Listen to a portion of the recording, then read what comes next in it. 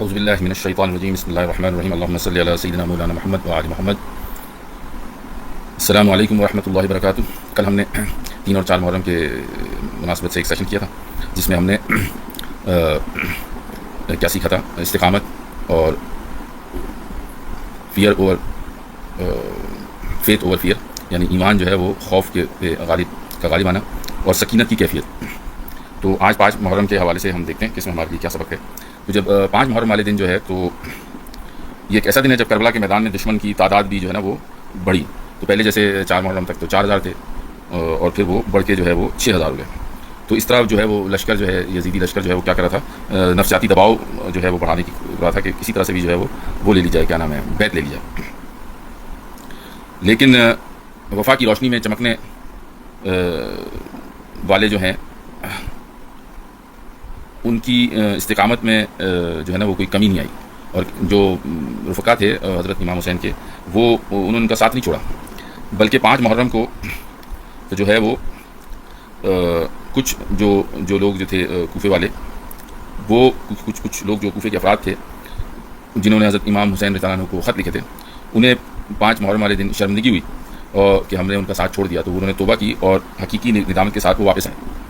اور امام حسین علیہ السلام نے ان سے نفرت نہیں کی، بلکہ فرمایا جو وقت پر جاگ جائے وہ بھی حسین کا ہے.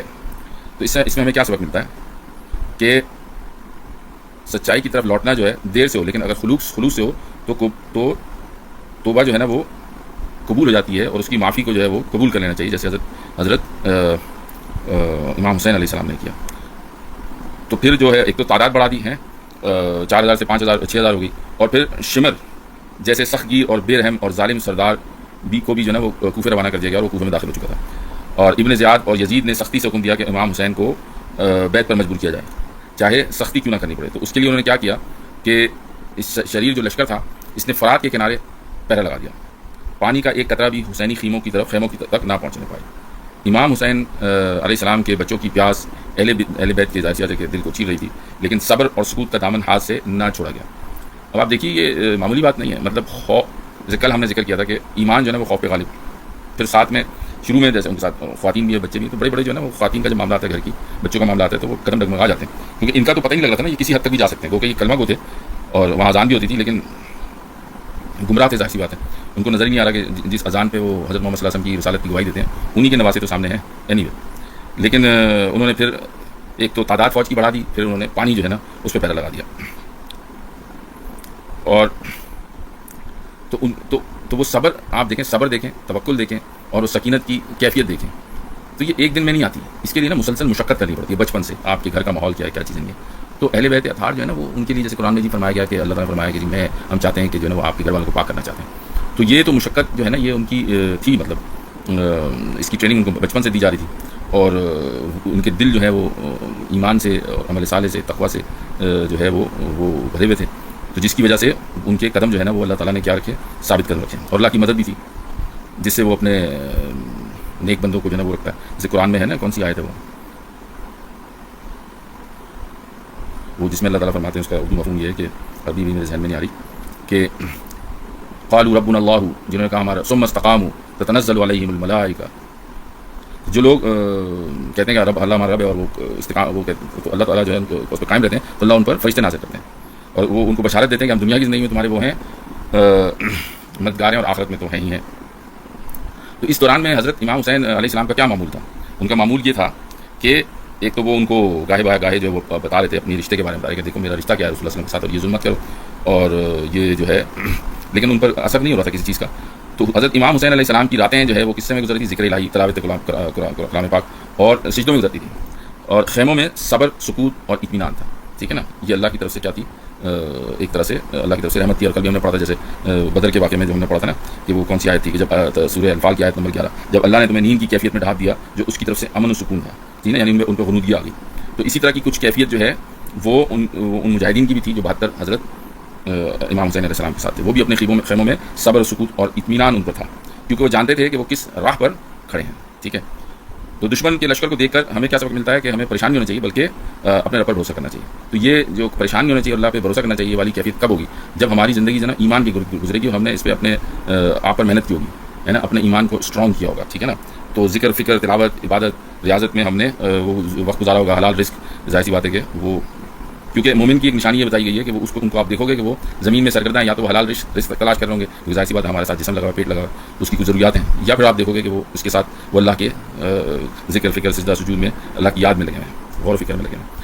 تو اس لحاظ سے جو 5ویں محرم کا جو پیغام ہے ہمارا آج کی امت کے لیے وہ یہ ہے کہ باطل کی تعداد سے نہ گھبرائیں، اپنے ایمان کو مضبوط رکھیں. دوسرا یہ کہ اگر ماضی میں حق سے دور تھے تو لوٹ آئیں.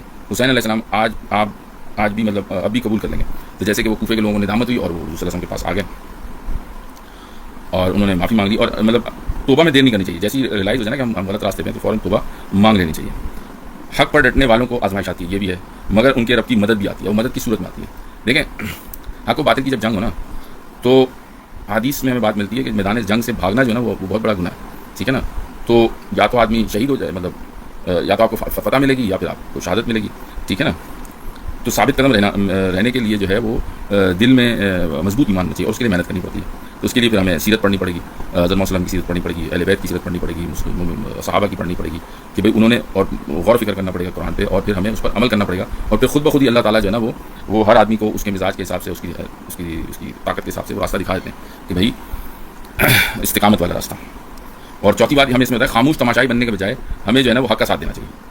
تو اب آپ دیکھ لیں کہ آج کے فی زمانہ جو ہے وہ ہمارے سامنے بہت ساری مثالیں ہیں. آج کے کربلا کو اگر ہم آج کی دنیا میں تلاش کریں، غزہ میں کتنا ظلم ہو رہا ہے نا، لیکن دیکھ لیں آپ کون لوگ جو ہیں وہ اس ظلم کے خلاف دامے درمے سخنے جو ہے وہ ان کا ساتھ دے رہے ہیں، اور وہ کون لوگ ہیں جو کہ کوفے والوں کی طرح خاموش تماشائی بنے ہوئے. لپ سروس ہے، اور بھی مطلب غزہ کے علاوہ بھی، لیکن اس وقت ہاٹ جو ہے نا وہ غزہ چل رہا ہے، لیکن اتنا ظلم ہوا ہے وہاں پہ کہ دل کانپ جاتا ہے، اور ڈاکیومنٹڈ ہے. تو یہ جو خاموش تماشائی ہے نا، یہ جو ہے وہ اپنی آخرت خراب کر رہے ہیں. تو ہمیں یہ دیکھنا چاہیے کہ ہم حضرت امام حسین کی طرح ہمیں کھڑے رہنا چاہیے، یا کوفے والوں کی طرح خاموش تماشائی بننا چاہیے. تو اس کے ساتھ جو ہے وہ آج کی جو 5 محرم ہے نا، اس میں ہمیں کیا سبق ملتا ہے کہ پلٹ آؤ، ٹھیک ہے. دوسرا یہ ہے کہ وہ جو وہ نفسیاتی دباؤ بڑھاتے جا رہے تھے اور ان کے لیے مشکلات پیدا کرتے جاتے تھے، مقصد یہ ہے کہ وہ آپ کی جو آزمائش ہے نا وہ دن بدن بڑھتی ہی جائے گی، ٹھیک ہے نا. 4 تاریخ تک تو پانی بند نہیں تھا، لیکن 5 تاریخ کو انہوں نے فوج بھی بڑھا دی، اور پانی پہ بھی انہوں نے جو ہے نا وہ فوجی کھڑے کر دیا.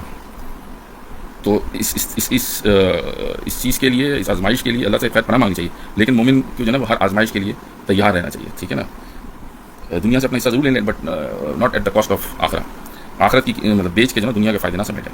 تو اس میں ہمارے لیے دعا یہ ہے کہ اللہ تعالیٰ سے ہم دعا کرتے ہیں کہ اللہ ہمیں 5 محرم کا جو سبق ہیں اس کو سمجھنے کی، اس کو سیکھنے کی توفیق عطا فرمائے، اور کے حوالے سے، اور ہمیں جو ہے نا وہ امام حسین علیہ السلام ان کے رفقہ والا صبر، استقامت اور اخلاص عطا فرمائے، اور ہمیں توبہ کی توفیق دے، ہمیں پلٹنے کی کا حوصلہ دے کہ ہم سے اگر غلطی آتی تو ہم جلد سے جلد ہم پلٹیں. اور آج کے زمانے میں جیسے غزہ ہو گیا، دوسری جگہیں وہاں اس کے لیے جو ہے وہ خاموش تماشائی نہ بنے، بلکہ ہر لیول پہ، ظاہر سی بات ہے کہ حکومت کی لیول پہ بھی اور عام لیول پہ بھی اس پر آواز اٹھانی چاہیے. بلکہ افسوس کی بات ہے کہ بہت سارے مسلمان ممالک نے ان کے ساتھ سفارتی تعلقات اور جو ہے نا وہ معاشی تعلقات رکھے ہیں. تو یقیناً اس کے بارے میں جو ہے وہ آخرت میں پکڑ ہوگی، اور اللہ تو دیکھ رہا ہے. ان کی غزہ والوں کی آزمائش ہے ڈائریکٹ ہے، لیکن انڈائریکٹ آزمائش سب کی ہے، تمام لوگوں کی ہے، تمام حکمرانوں کی ہے. تو ہمیں جو ہے نا وہ اپنے قول سے اور اپنے فعل سے جو ہے نا جو ہے وہ حضرت امام حسین علیہ السلام کی جو ہے نا وہ اتباع کرنی چاہیے. صرف یہی نہیں ہے کہ وہ ان ایام میں جو ہے نا اس کربلا کے واقعے کا تذکرہ کر لیا اور اس کے بعد جو ہے وہ اس سے کوئی سبق نہیں سیکھا. تو ٹھیک ہے، یاد کرنے سے یہ واقعہ زندہ رہتا ہے، اور لیکن اس واقعے کو زندہ رکھنا جو ہے نا وہ بھی ایک مقصد ہے، لیکن اس واقعے سے سبق حاصل کرنا وہ بڑا مقصد ہے، اور ان جیسے بننا وہ اس سے بھی بڑا مقصد ہے. تو اللہ تعالیٰ سے دعا ہے کہ اللہ تعالیٰ ہمیں ان جیسا بننے کی توفیق دے اور حق و باطل میں ثابت قدم رکھے. اللہم صلی علی سیدنا مولانا محمد وعلی آلہ واہل بیتہ واصحابہ والنبیین والمرسلین والملائکۃ اجمعین والحمد للہ رب العالمین. الصلاۃ والسلام علی خاتم آمین یا رب العالمین. السلام علیکم ورحمۃ اللہ وبرکاتہ.